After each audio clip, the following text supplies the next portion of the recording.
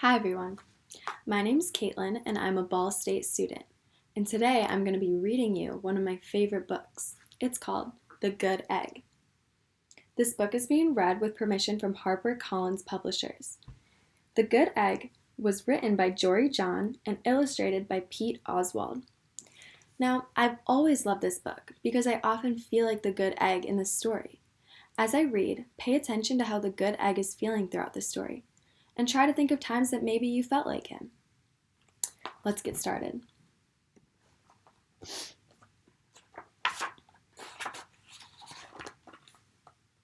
Oh, hello. I was just rescuing this cat. Know why? Because I'm a good egg. A very good egg. It's true. I do all kinds of good things, like I'll carry your groceries, I'll water your plants, I'll change your tires, I'll paint your house. If you need any help whatsoever, I'm your egg.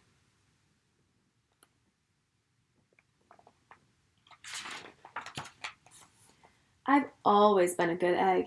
It's been this way from the start, even in my earliest days back at the store.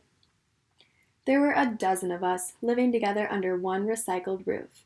There was Meg and Peg and Greg and Clegg and Shell and Shelley and Sheldon and Shelby and Egbert and Frank and other Frank. So there's all of his egg friends, and if you look closely, there's our good egg right there. The other 11 eggs weren't on their best behavior. They weren't exactly good. They ignored their bedtime. They only ate sugary cereal. They threw tantrums. They cried for no reason. They broke their stuff on purpose.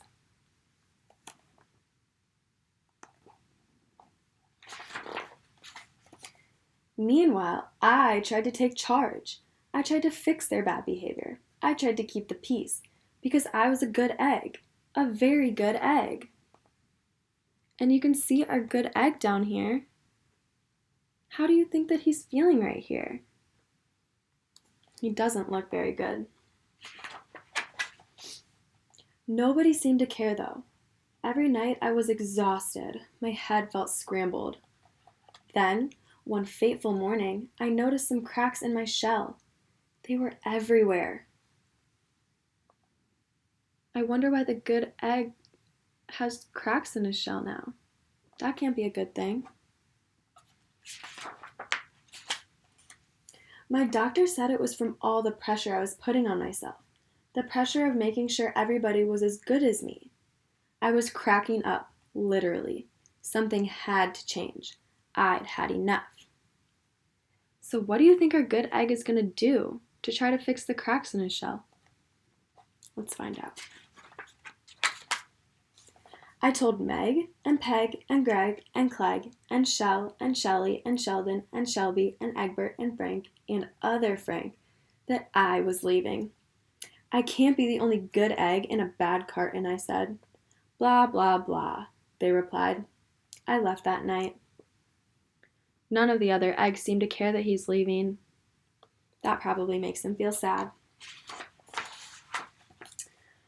I wandered from town to town. The hours became days. The days became weeks. I lost track of time. I was alone. And if you look closely, you can see he drew all of his egg friends. I bet he misses them. Out there on the road under the stars, I really tried to focus on myself and what I needed. I wonder what our egg needs. I took walks. I read books. I floated in the river. I wrote in my journal. I found simple moments to be quiet. I breathed in. I breathed out.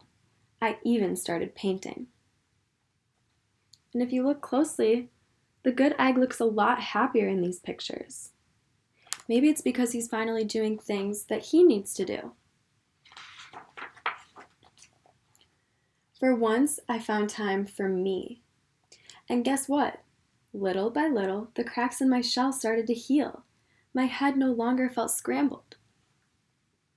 He looks much happier now. I started to feel like myself again.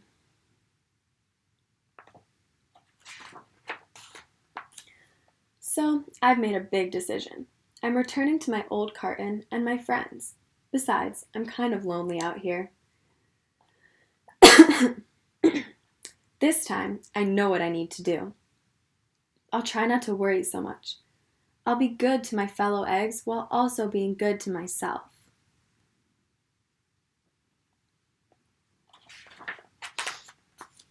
Here we go. Everybody missed me, and I missed them too. Hello, Meg. Howdy, Peg. Hey, Greg. Greetings, Clegg. What's up, Shell? Aloha, Shelly. Heyo, Sheldon. Hi, Shelby. Good day, Egbert. What's happening, Frank? Howdy do, other Frank. They all seem really happy to see him. That's much different than when he left. Sure, every once in a while somebody's still a little bit bad, but it's not like before. Here's what I realized. The other eggs aren't perfect, and I don't have to be either. I'm okay with that.